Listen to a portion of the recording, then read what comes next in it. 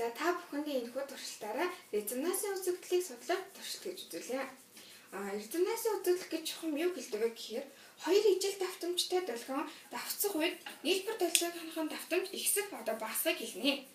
За энэхүү долгион огторгоо тарихгүй хэлбэлзэл үсээр түүгээр хүмүүс хөгжим зохиодог.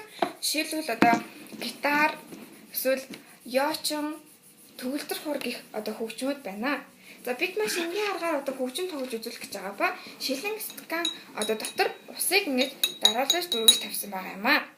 За ая тоглож та бүхэндээ үзүүлье.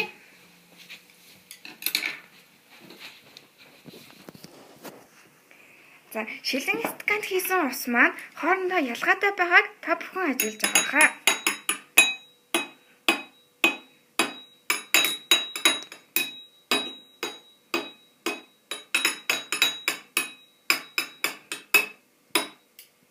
За энэ хүү бид туршилтаа батлаа.